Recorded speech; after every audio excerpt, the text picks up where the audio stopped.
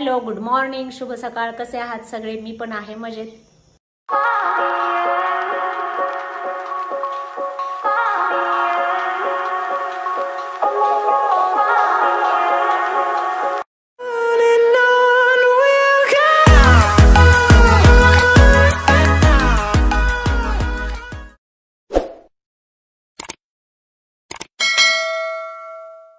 शाळा सुरू होणार आहेत आणि घराची सफाई करून घेणार आहे, कारण उन्हाळ्यामध्ये खूप सारी धूळ आली होती घरामध्ये आणि कितीही साफ केलं तरी सारखी धूळ येत होती, कारण बाहेरच पूर्ण धूळ होती. तर आता पाऊस पडलेला आहे चांगला आणि त्याच्यामुळे 2 दिवस राहिलेले आहेत शाळेला. त्याच्यामुळे घरातली आज सगळी सफाई करून घेणार आहे, जेणेकरून शाळा सुरू झाल्यावर जास्त लोड येत नाही. तर आज मी आता पूर्ण घर झटकण्यापासून सगळं करणार आहे काम. तर चला पाहूया कसं करतोय आम्ही. माझ्यासोबत आहेत ताई, आहेत कामाला. वरचेवर सफाई तर रोज चालूच असते, डस्टिंग चालूच असते, पण जे प्रॉपर असते क्लिनिंग, खिडक्या वगैरे जरा एकदम स्वच्छ मशीनने, तर म्हटलं चला आज करून घ्यावं, कारण शाळा सुरू झाल्यानंतर परत धावपळ सुरू होते आणि नंतर मग वेळही भेटत नाही. तर आता करत आहोत सुरुवात आम्ही. आणि दीदीने आणलं आहे आता हे मशीन. ती आणि मावशी मला मदत करणार आहेत घर आवरण्यासाठी.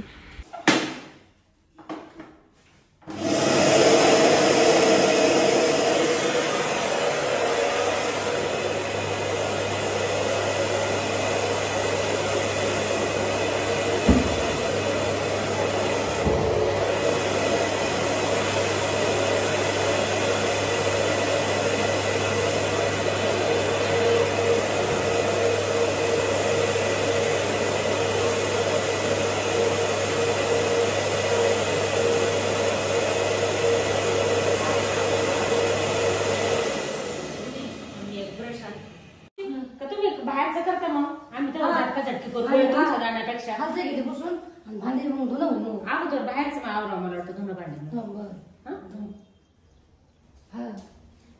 कारण मग हे होईल. तुम्ही इथं अडकून काढण्यापेक्षा बरोबर धुणं जाऊ दे.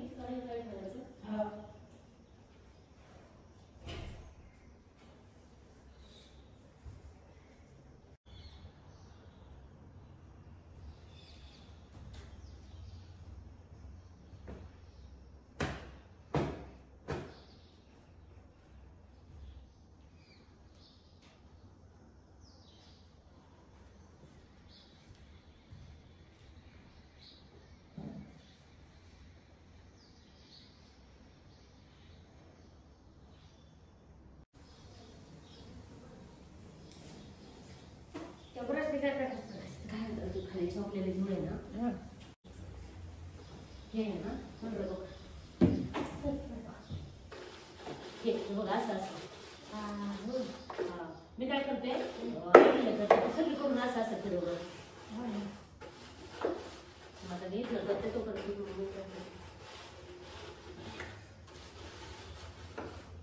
सगळ्या खिडक्याला का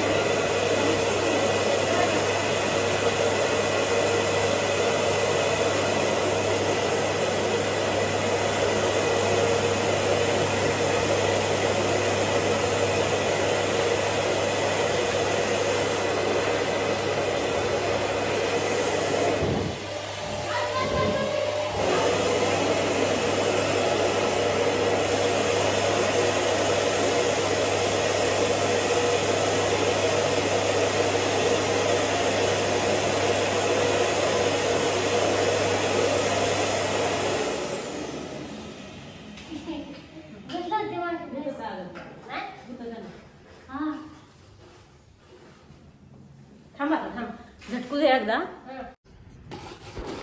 बाथरूमचे कॉर्नर साफ करण्यासाठी हा ब्रश घेतलेला होता मी, पण तो इतका मला उपयोगी येतो आणि प्रत्येक वेळेस मी ते खिडकी साफ करण्यासाठी त्याचा उपयोग करते.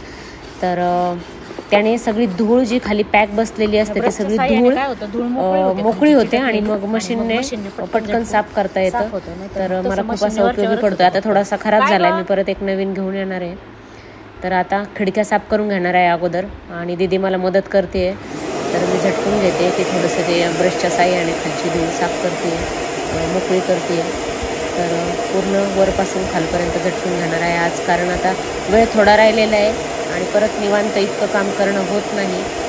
तर आणि एकीला दोघी सोबत असल्या तर थोडंसं करण्याचा कंटाळा पण येत नाही, कारण मग मी जरी झटकाझटकी केली तर झाडून पुसून जरी त्यांनी काढलं तर पटकन साफ होतं. तर आज दोघी पण आहेत, मावशी आणि दीदी.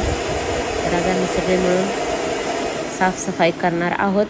आणि आता ह्या ताई नवीनच लागलेल्या आहेत माझ्याकडे कामाला, 4-5 दिवस झाले. मागच्या वेळेस ज्या दाखवलेल्या होत्या मी त्या, तर त्यांचा थोडासा प्रॉब्लेम झाला मुलगी सांभाळण्याचा. छोटी मुलगी आहे, सांभाळायला कोणी नसतं घरी, त्याच्यामुळे त्या आता त्यांनी सोडलं आणि त्यांनीच मला ह्या लावून दिल्यात. तर ह्यासुद्धा अतिशय चांगल्या आहेत आणि मला खूप सगळ्या कामामध्ये मदत करू लागतात आणि कामही अगदी स्वच्छ आहे. आता शाळा सुरू झाल्यावर तर मला फारच गरज पडली असती, पण आता लवकर आल्यामुळे बऱ्याच गोष्टी ॲडजस्ट झाल्या. पण मेन प्रॉब्लेम काय होतो माहिती आहे का, प्रत्येक गोष्ट प्रत्येकाला शिकवण्यापेक्षा मला तर ते स्वतःच्या हाताने केलेलीच बरी पडते.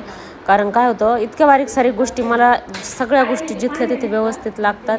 आणि प्रत्येकाला आता पहिलेच मावशीला शिकवता, आता 3 महिने काम केलं त्यांना शिकवता आत्तापर्यंत गेलं आणि आता परत नव्याने सुरुवात करायची. मला तर असं पूर्ण डोक्यालाच हात लावून घ्यावा लागतो आहे, कारण काय सांगणार. मला तर असं सांगण्यापेक्षा असं वाटतं की आपण स्वतः केलेलं बरं, पण वेळ नसतो आणि करत नाही असं नाही, करावं तर लागतंच. आठवड्यातून 1-2 दिवस आपल्या हाताने पूर्ण स्वच्छता प्रॉपर करावीच लागते. 4 दिवस त्यांनी केलं तर 2 दिवस आपल्याला करावंच लागतं. पण शिकवणं फार कठीण, कोणती गोष्ट कशी घ्यायची, काय घ्यायची, कसं करायचं. आणि मला तर जाम टेन्शन आलं आहे. त्यांना मी सांगून ठेवलं आहे सुरुवातीलाच, म्हटलं की 1-1.5 महिना जरी मी तुम्हाला सांगत राहिले हे असं करायचं ते तसं करायचं तर राग येऊन देऊ नका. कारण म्हटलं प्रत्येक गोष्ट म्हणलं मला 3 महिने झाले आजपर्यंत मी तुला प्रत्येक गोष्ट सांगत होते आणि तुम्हाला आता असं नाही की 1 दिवसात सांगितलं आहे आणि तुमच्याही लक्षात राहील. तर माझ्या बोलण्याचा राग येऊ देऊ नका. मला कमीत कमी महिनाभर तुम्हाला सगळ्या गोष्टी व्यवस्थित शिकवाव्या लागतील, सांगाव्या लागतील. तर तसं त्यांचाही स्वभाव चांगला आहे मावशींचा, त्यांना काही नाही वाटलं म्हणे तुम्ही सांगत जा कसं करायचं काय करायचं, काय प्रॉब्लेम नाही म्हणे, मग आम्हाला काही राग येत नाही. तर आणि मेन म्हणजे ही जी दीदी आहे माझ्यासोबत काम करते तिचं काम अगदी हळूहळू आहे, पण खूप स्वच्छ करते, जाम हळूहळू आहे खूप, पण अगदी स्वच्छ. तिला सांगावं लागतं की बस इथं बस झालं आता चल पुढे म्हणून, तर करते, व्यवस्थित करते. आणि आज आहे आता सुट्ट्या, म्हणजे आता शाळा 2 दिवस राहिली आहे आणि जेवढं शक्य होईल तेवढं मी आवरून घेणार आहे. स्टोर रूम पण मागे आवरून घेतलेली आहे, सगळी क्रॉकरी युनिट आवरून घेतलेलं आहे आणि आता झटकाझटकी करणार आहे.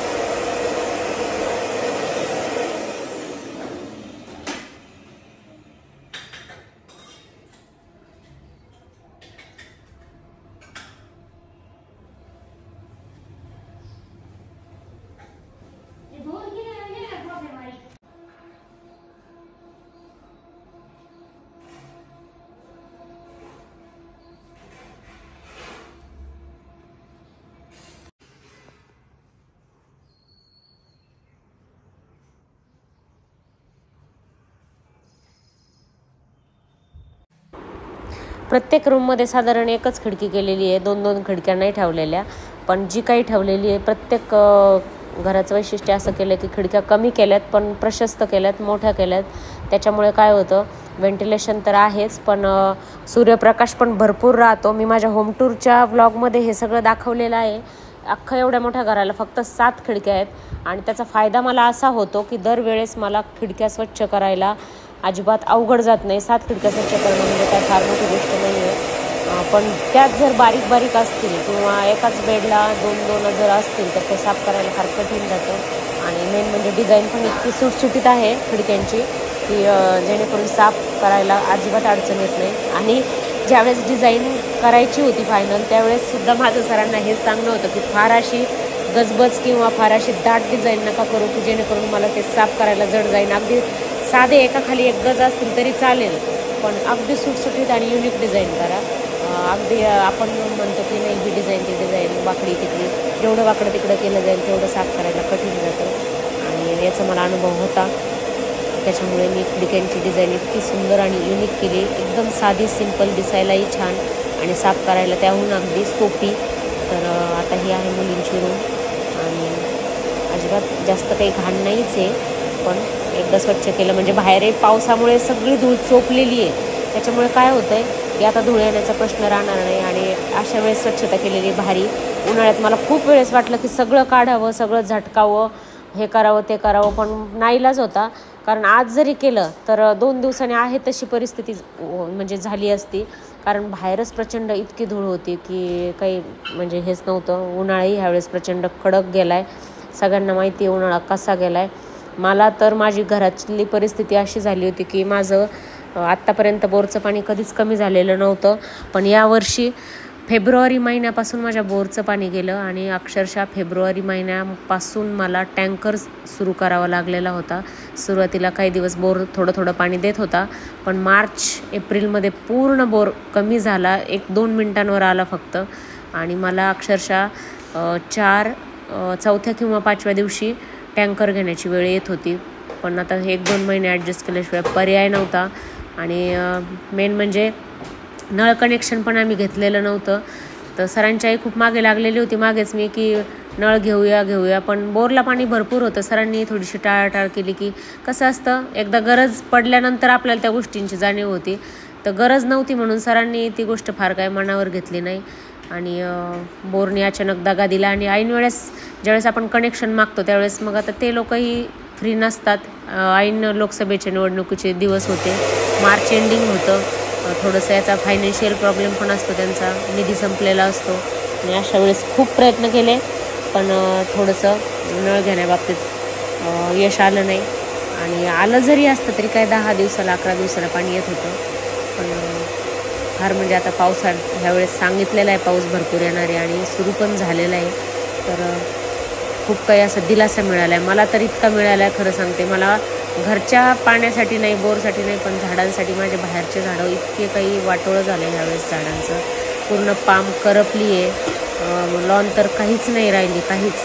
लॉनचं काय फुटते ती, त्याचा काय प्रश्न नाही. पूर्ण पाऊस जर सुरू झाला तर लॉन व्यवस्थित होऊन जाईल. पण सध्या वरून कितीही पाणी द्या, जमिनीमध्ये उष्णताच इतकी भयंकर आहे की कितीही पाणी द्या त्याची वाफ होऊन जाते. झाडांना मुळांना पाणी पोचतच नाही, एका सेकंदात कोरडं होतं. मग आपण पाणी देऊन असं कितीच देणार. तरी पण मी झाडं जगवण्याचा पूर्ण प्रयत्न केला. आणि सुट्टीमध्ये बऱ्याचशा कुंड्या माझ्या रिकाम्या झाल्या, बऱ्याचशा झाडं जळाली, पाणी देऊनही जळाली. मी अजिबात पाण्याच्या बाबतीत जरी माझं पाणी टँकरचं होतं तरी मी अजिबात कंजूसी केली नाही, भरपूर पाणी देत होते. सरांचंही म्हणणं होतं की होऊन काय होईल, 4-5 टँकर जास्त लागतील, पण झाडांच्या बाबतीत कॉम्प्रोमाइज करायचं नाही म्हणे. शेवटी ते पण एक जीव आहेत आणि आपल्याला जर कोणी असं बिना अन्न पाण्याचं तरसवलं तर आपली कशी अवस्था आहे तशी त्यांची अवस्था असते. पाणी कितीही लागू दे, त्यांनी मला पूर्ण सपोर्ट होता त्यांचा या बाबतीत की पाणी मात्र द्यायला कमी करू नको झाडांना. तरीसुद्धा काही झाडं नाही जगू शकले मी. आणि सुट्टीमध्ये आहे वेळ तर असं वाटलं की चला आहे वेळ तर कारणे लावावा. बऱ्याच वेळेस झाडे लावण्याचाही प्रयत्न केला पण नाही सफल झाला. उष्णताच एवढी होती की नाही रोपले झाडं माझे. शेवटी काही कुंड्या तशाच ठेवून दिल्यात आता मी बाजूला. आणि पाऊस पडल्यानंतर मग आता मी त्या लावणार आहे. तर आता आज सफाई झाल्यानंतर पाहणार आहे, एक दिवस थोडं वृक्षारोपणाचा कार्यक्रम हाती घेणार आहे मी. आणि भरपूर साऱ्या कटिंग्स आहे त्याच झाडांच्या काढून त्यातल्या त्यात करत असते मी. आता काय फार नवीन आणत बसत नाही. झाडांमध्ये खूप पैसे घातलेले आहेत मी आणि खूप म्हणजे खूप. मी जे वन टाईम एका वेळेस गेले तर मी 4-4 हजाराचे झाडं घेऊन यायचे. आणि आता आहे तेच भरपूर झालेत, तेच जगवायचे व्यवस्थित, त्यातल्या यात करायचे. नवीन घेण्यामध्ये मजा नसते. हेच तर खरं स्किल असतं गार्डनिंगचं. प्रत्येक वेळेस तुम्ही जावं तिथं जाऊन नवीन झाड घेऊन यावं असं नसतं. गार्डनिंग म्हणजे यातलं त्यात त्यातलं यात तुम्ही तुमची बाग जिवंत ठेवणं हे महत्त्वाचं असतं. आणि राहिला प्रश्न कटिंगचा, तर मी कटिंगच्या बाबतीत अजिबात हलगर्जीपणा करत नाही. द्यायलासुद्धा कुणाला जरी माझ्या मैत्रिणी कोणी जरी आल्या तर माझ्याकडून कटिंग घेतल्याशिवाय जात नाहीत. सगळ्यांना माहीत आहे. आणि मी काही कंजूसी करत नाही द्यायला घ्यायला. मी स्वतःच घेताना इतकं महाग घेतलेलं आहे, पण मी त्याचाही विचार करत नाही. कारण एक जीव आहे, जीवाने जीव वाढतोय हेच खूप झालं. उद्या माझ्याकडचं झाड गेलं आणि कदाचित तिच्याकडचं झाड जर वाढलेलं असेल तर मी तिच्याकडून घेऊन येऊ शकते, हा विचार आपण ठेवायला हवा. आणि तसं मी झाडांची म्हणजे शौकीन इतकी आहे की मी एक एक झाड म्हणजे सुरुवातीच्या काळामध्ये हे जे आहे स्नेक प्लांट 450 रुपयाला मी स्नेक प्लांट घेतलेलं आहे पहिलं. आणि आता जे काही मला जाती आवडतात, रेअर आहेत, तर असेसुद्धा मी आता अधूनमधून घेत राहते. ऑनलाईन घेते तर ते सुद्धा मला 170-180ला एक कटिंग भेटतं फक्त झाडाचं, एक कटिंग फक्त. तर ते सुद्धा माझं अधूनमधून चालू असतं. मी खूप प्रयत्न केला. मी स्ट्रिंग ऑफ पर्ल घेतलं होतं, इतकं सुंदर झाड आहे ते, आणि कोलकात्यावरून मागवलेलं होतं. ते आलंही व्यवस्थित, पण खूप सारी काळजी घेऊन ते झाड नाही जगू शकले मी. आणि आता डॉंकी टेल मागवलेलं आहे, लावलेलं आहे, त्याच्या मोठे मोठे पानं गळून गेलेत खूप काळजी घेतली तरी, आणि किंचित त्याला थोडासा फुटवा आलेला आहे. तर पाहूयात आता ते येतं आहे की नाही. आणि माझ्या घरातल्या झाडाचा तर इतका मोठा प्रॉब्लेम झाला आहे हॉलमधल्या, रेड मचेरा, इतकं सुंदर झाड, दृष्ट लागण्यासारखं झाड होतं. आणि मी त्याला एक कीटकनाशक टाकलं कारण मला गोमीचे पिल्लं आढळले. पाणी दिलं का झाडाला गोमीचे पिल्लं दिसायचे मला, म्हणून अक्षरशः विचारून मी ते औषध टाकलेलं होतं. पण औषध टाकल्यानंतर परिणाम असा झाला की झाडाची पूर्ण पाने भराभर गळून गेली 2-3 दिवसामध्ये, आणि फक्त काड्या शिल्लक राहिल्यात. तर त्या काड्यांचं व्यवस्थित कटिंग केलं आहे मी. माती पण चेंज केली. म्हणलं जर मातीमध्ये रासायनिक खतांचं प्रमाण वाढलेलं असेल तर ते कमी करू आपण, म्हणून मी मुळांना धक्का न लावता मातीही चेंज केली. आणि योगायोगाने दुसऱ्या तिसऱ्या दिवशीच पाऊसही आला. ते झाड पावसातही ठेवलं, पण त्याला आता फुटवे येतात की नाही काय माहिती. आले तरी आता मला तर इतकं वाईट वाटलं आहे ना, म्हणजे मी सांगूच शकत नाही. आणि तब्बल 650 रुपयाचं झाड होतं ते. 650 रुपयाचं झाड होतं आणि त्याला 800 रुपयाची कुंडी घेतलेली होती. कुंडीही खूप मोठी होती. आणि ते झाड आता काय होतं काय माहिती. पावसाच्या पाण्यामध्ये ठेवले, देव करो त्याला चांगले फुटवे येऊ, ते रोपो. आणि करते आता साफसफाई. दीदी येते मागून, दीदी आणि मावशी मागून झाडून आणि पुसून काढतायत. मी सगळं झटकून काढते, डस्टिंग करतायत. मीही करू लागणार आहे. अगोदर वरून सुरुवात केली, कारण वरून सुरुवात जर केली तर धूळ खाली पडते मग, त्याच्यामुळे म्हटलं जरा वरून सुरुवात करत खाली यावं. आणि आता वरचा हॉल झाला आहे, मुलांचा बेड झाला आहे, हा मास्टर बेड आहे. मास्टर बेडची मी सफाई करते आता सध्या.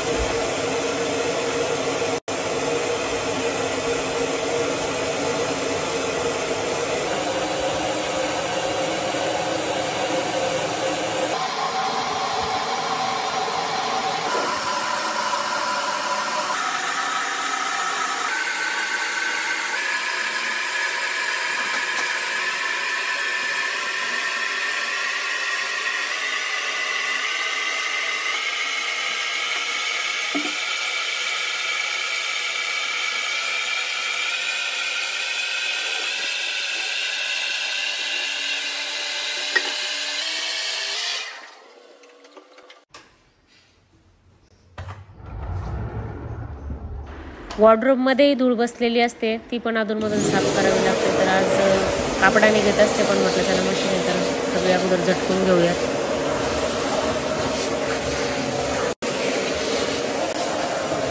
आणि वॉर्डरोबमधले आतले जे काही कप्पे ते मागे साफ केलेले होते मी. पूर्ण एक कप्पा काढून त्याचे सगळे पेपर चेंज केलेले होते आणि व्यवस्थित घड्या घालून सगळं काही ठेवलेलं होतं.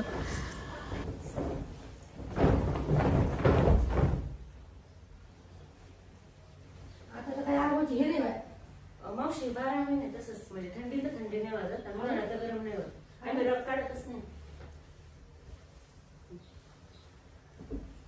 असं घे इकडे, नीट घे. ते नीट कर, एकसारखं खाली असं एकसारखं दिसलं पाहिजे. हा झालं.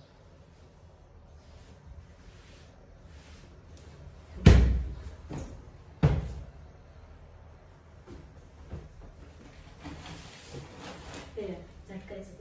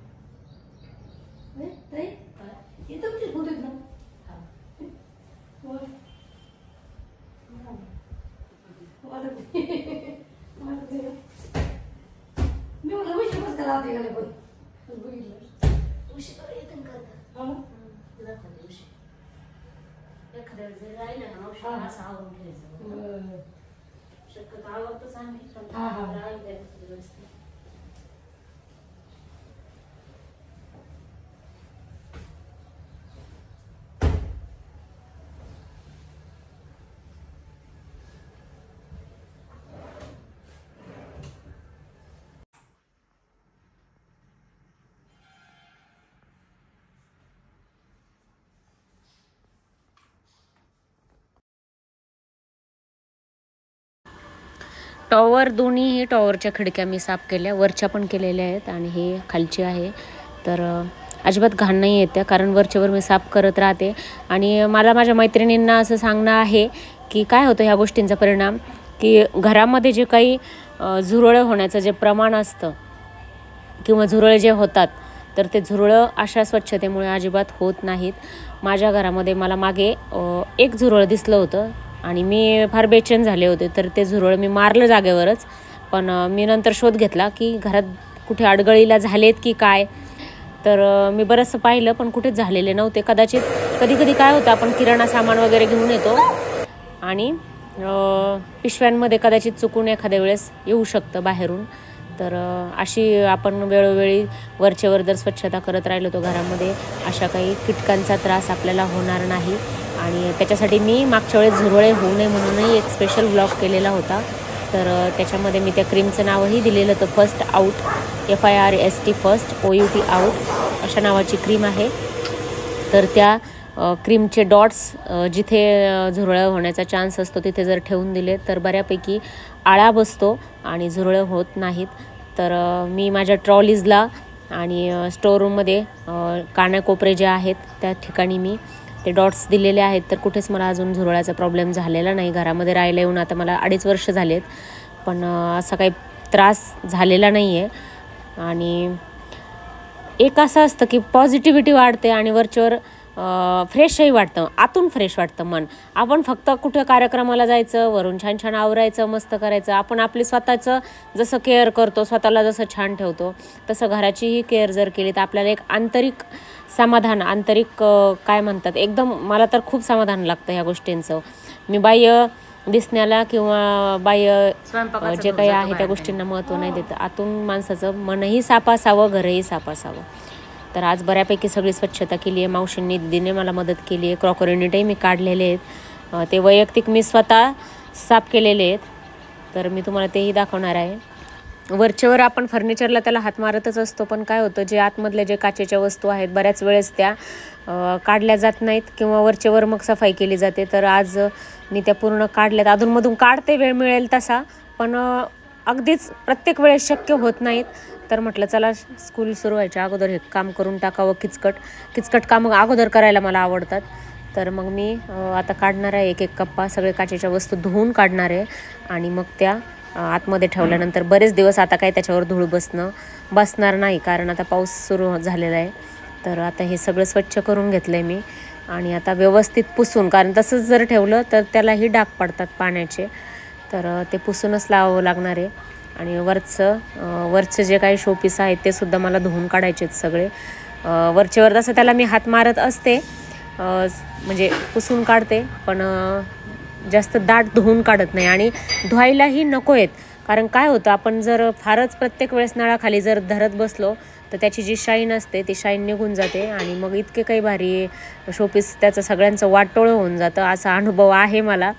त्याच्यामुळे मी जास्त अतिस्वच्छता म्हणजे काळजी घेऊनच करते. स्वच्छता करते पण काळजी घेऊनच करते. प्रत्येक वेळेस पाण्यामध्ये नाही बुडवत बसत सगळी वस्तू. आणि ज्या काही अतिशय नाजूक आहेत, ज्याची वरून शाईन जाऊ शकते, अशा गोष्टी ओल्या कापडानेही पुसत नाही मी, त्या सुक्या कापडानेच पुसते.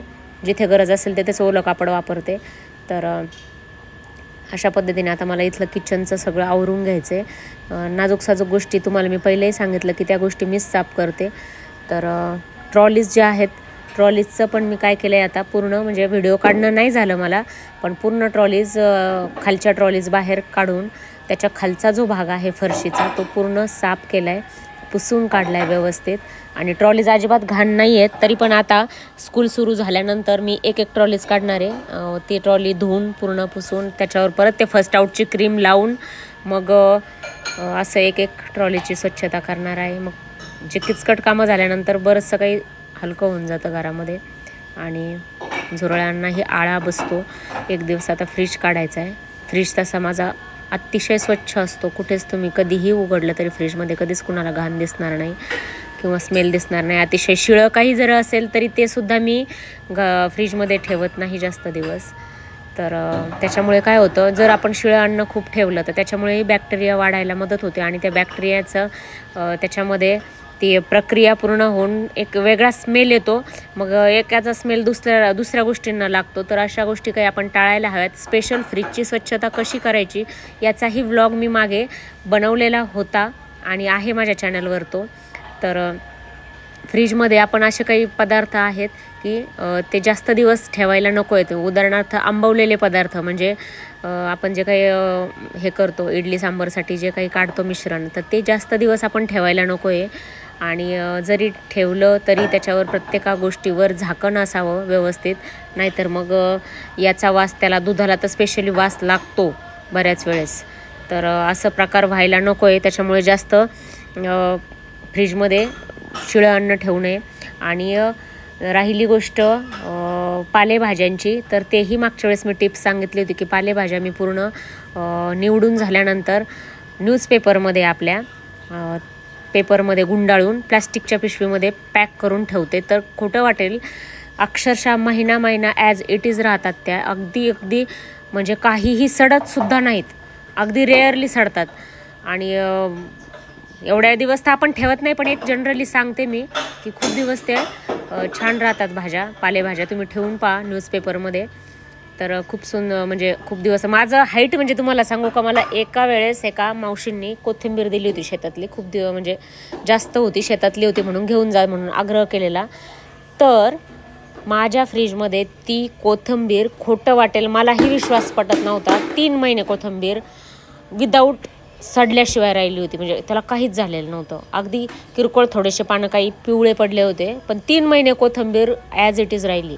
म्हणजे कमाल आहे. आणि ज्यावेळेस आपलं फ्रीज बॅक्टेरिया विरहित असतं त्यावेळेसच अन्नपदार्थ फ्रीजमध्ये टिकून जास्त काळ राहतात. हे पण तितकंच खरं आहे. जर तुमचं फ्रीज पहिलंच जर खराब असेल किंवा त्याच्यामध्ये जर खूप साऱ्या वस्तू सडलेल्या असतील, तर मग तुमचे बाकीचे जो काही भाजीपाला असेल तोही पटकन सडायला सुरुवात होते, प्रक्रिया त्याच्यावर पटकन होते. तर त्याच्यामुळे फ्रीजची स्वच्छता नाही 15 दिवसाला झाली तर 1-1.5 महिन्यातून एकदा पूर्ण फ्रीज काढून धुवून सगळ्या गोष्टी, मी तर धुवूनच काढते, सगळ्या गोष्टी धुवून ठेवल्या तर त्याही बेटर राहतात सगळ्या गोष्टी. आणि आज माझं किचन बऱ्यापैकी झाले. स्टोर रूम उन्हाळ्याच्या सुरुवातीलाच, म्हणजे उन्हाळ्याची सुट्टी लागल्यानंतरच काढलेली होती मी, कारण मला काही चेन लागेना. म्हटलं मला स्टोर रूम काढायचीच आहे. मग मी नंतर स्टोर रूम काढली होती. आणि स्टोर रूममध्ये पण माझ्या सामान इतकं सुटसुटीत ठेवलेलं आहे मी, अजिबात डब्यांनी सामान जास्त नाही आहे की ह्या डब्यात येईन त्या डब्यात ते ना. मग काय होतं, बऱ्याच वेळेस कळत नाही आपल्याला. तर मी काय केलेलं आहे, स्टोर रूममध्ये अगदी मोजकं सामान ठेवलेलं आहे. आणि डब्यांना स्टिकर्स लावलेले आहेत, लेबल आणलेले आहेत पहा मी ते स्टिकर्सचे.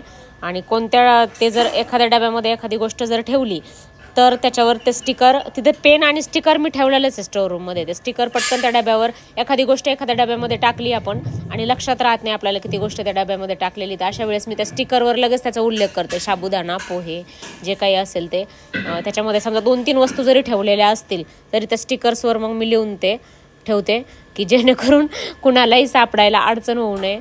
अगदी सासूबाई जरी आल्या कधी तरी त्यांनाही पटकन इझिली सापडले जातात सगळ्या गोष्टी. आणि सुटसुटीत ठेवल्यामुळे अडचणही येत नाही. पण ही एक आयडिया बेस्ट आहे, तुम्ही करून पहा. करतही असतील माझ्या बऱ्याचशा मैत्रिणी, कारण एकमेकींच्याच आयडिया आपण देत असतो. तर असं स्टिकर्स लावून पहा तुम्ही, बऱ्याच गोष्टींचा ताण हलका होतो. जे काही अनावश्यक वेळ आहे आपला तो अनावश्यक वेळही वाया जात नाही त्या गोष्टींमध्ये.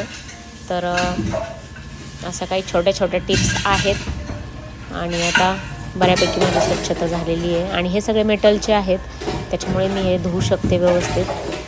तर एकदा धुतल्यानंतर बऱ्याच वेळेस गरज पडत नाही फार दाट धुण्याची. तर बरंचसं काम आता गेलेलं आहे आणि एकमेकींचं पाहून एकमेकांना हुरूपही येतो. व्हिडिओ करण्यामागचं कारणही असं की छान वाटतं एकमेकांचं पाहायला, एकमेकांकडून काही गोष्टी शिकायला. मी तर ज्याच्याकडे जे काही आहे त्याच्या प्रत्येकाकडून कोणीही व्यक्ती अशी नसते की त्याच्याकडे काही स्किल नसतं. प्रत्येक व्यक्ती युनिक आहे, प्रत्येक व्यक्तीमध्ये काही ना काही स्किल आहे म्हणजे आहेच. तर आपल्याला फक्त ती दृष्टी हवी की आपण कुणाकडून काय घ्यायचं आहे. तर आपण त्या दृष्टीने त्या व्यक्तीकडे पाहिलं तर आपल्या लक्षात येईल की आपण ही गोष्ट ह्या व्यक्तीकडून शिकू शकतो, घेऊ शकतो. तर असं प्रत्येकामध्ये काही ना काही कौशल्य असतं. प्रत्येकामधलं आपण उणिवा त्रुटी शोधण्यापेक्षा त्यांच्यातले चांगले गुण घ्यावेत असं माझं म्हणणं आहे. कारण परिपूर्ण अशी व्यक्ती जगामध्ये कुणीच नसते, प्रत्येकामध्ये दोष असतात. पण फक्त दोष न पाहता आपण एकमेकांचे गुणच पाहावेत आणि चांगलंच घ्यावं. तर असे माझे विचार आहेत. तुम्हाला पटत असतील तर घ्या, नसेल पटत तर सोडून द्या.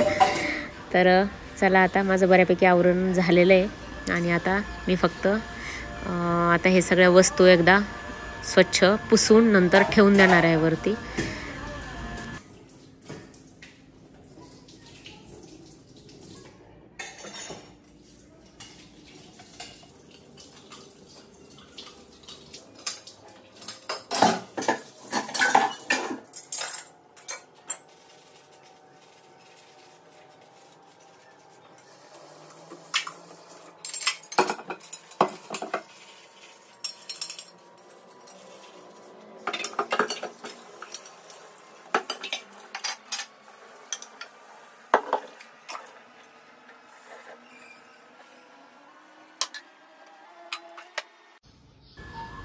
आता बऱ्यापैकी माझे सगळे काही शोपीस धुवून झालेले आहेत, पालथे घातलेत. आता मी थोडंसं पाणी निचरल्यानंतर त्याला स्वच्छ पुसून मग आता वरती ठेवणार. तोपर्यंत वरचे जे काही आहे स्टाईल त्याला मी आता हात मारून घेणार आहे. कारण ठेवल्यानंतर परत मग पुसता येत नाही व्यवस्थित. आणि चिमणीमुळे काय होतं, बराचसा फायदा असा होतो की अजिबात जो मेनसटपणा चिकटपणा जो स्टाईलवर असतो तो अजिबात होत नाही. तर मी पूर्ण पोळ्या जरी करत असले, फक्त फोडणीच्या वेळेसच नाही तर पोळ्या जरी करत असले तरी चिमणी चालू ठेवते, जेणेकरून जो काही वाफ असेल किंवा चिकटपणा आहे तो सगळा बाहेर निघून जातो. आणि माझे अजिबात वरती शोपीस म्हणा किंवा कशावर म्हणा अजिबात मेनसटपणा तेलकटपणा नाही आहे.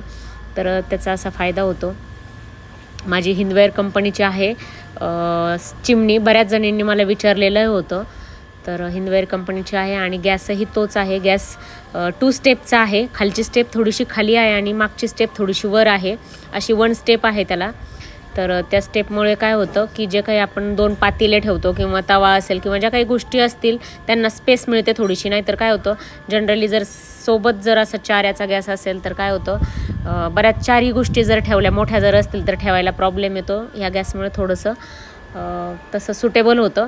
तर हे सुंदर असे शोपीस मी थोडंसं अरेंजमेंट चेंज केली, इकडचं तिकडं केलं आहे थोडंसं आणि असे ठेवलेत. आवडले तर असेच ठेवेल, नाहीतर परत मी चेंज करणार आहे, काढून घेईल ते. मला थोडंसं बडबटीतच वाटायला लागले. एकदा ती सवय झालेली असली ना पाण्याची, परत मग दुसरं काही चेंज केलं का मग वेगळंच वाटून जातं. इथेही चेंज केलं आहे थोडं. वरचा तो शोपीस इथे ठेवला आहे हँगिंगचा आणि इथलं जे हर्ट आहे तर ते हर्ट इकडे लावलं आहे, पण ते अजिबात योग्य जागा नाही आहे हे लावलेलं. जिथे मी ते काहीतरी अडकून द्यायचं म्हणून दिलं आहे, अजिबात आवडेना मला. ते पहिलं काढावे लागणार आहे. सर आल्यावर मला म्हणणारच हे काय केलं आहे म्हणून. त्याला ठेवायलाच जागा नाही कुठे म्हणून दिलं आहे अडकून त्याला. आणि हे वरती असं केलं आहे, पण मला ते जरा खूपच डार्क वाटायला लागले. हे वरचे शोपीस आहेत ते खाली आणलेत मी. आणि हे सुंदर असे माझी क्रॉकरी परत दुसरा कप्पा काढला आहे, धुवून झाली आहे, ती आता लावून टाकणार आहे परत. तर ही जी काही आहे ना आत्ता जी दिसलेली वर्क केलेली क्रॉकरी, तर ती मी आउट ऑफ महाराष्ट्र मागवलेली होती. आता लक्षात नाही एक्झॅक्ट कुठून मागवलेली. माझ्याकडे जे होम डेकोरचे ग्रुप आहेत त्याच्यावरून मागवलेली होती ट्रे आणि तसे हे ग्लास. हे जे वर्क केलेले ग्लास आहेत ना ते त्याचा सेटच होता पूर्ण, तर मला खूप आवडलेला तो मी सेट घेतलेला होता ऑनलाईन. आणि आता हे झाडं माझे बरेचसे बॉटल्स शिल्लक राहिल्या होत्या घरामधल्या, बरेचसे मनी प्लांट्स गेलेले होते, तर ह्या बॉटल्स मी आता परत स्टोन टाकून, कलरचे स्टोन टाकून आता मी त्याच्यामध्ये परत झाडे लावून ठेवणार आहे. तर मी आता कटिंग्स आणल्यात बाहेरून जाऊन, माझ्याकडे बाहेरचे एक्स्ट्रा मनी प्लांट आहेत ना त्याच्या कटिंग्स काढून आणल्यात आणि ते आता मी त्याच्यामध्ये अरेंज करणार आहे ह्या बॉटलमध्ये आणि ठेवणार आहे. मला खूप आवडतात. एक मनी प्लांटच्या झाडाला आधार देण्यासाठी कुल्फीची काडी कापते मधून मी, कारण ते थोडंसं रेलल्यासारखं झालेलं होतं झाड, तर त्याला असा एका बाजूने मी असा सपोर्ट दिलाय आणि उभं केलंय. तर चला, आजचा व्लॉग कसा वाटला, आवडला असेल तर नक्कीच लाईक करा, शेअर करा, सबस्क्राईब करा. बाय. तर असं काहीसं दिसतं माझं घर. किचन आणि हॉल आणि डायनिंग सगळं काही एकत्रच आहे, मध्ये पार्टिशन आहे थोडंसं. तर असा काहीसा लुक दिसतो माझ्या घराचा. आवडला असेल तर नक्कीच लाईक करा, शेअर करा, सबस्क्राईब करा.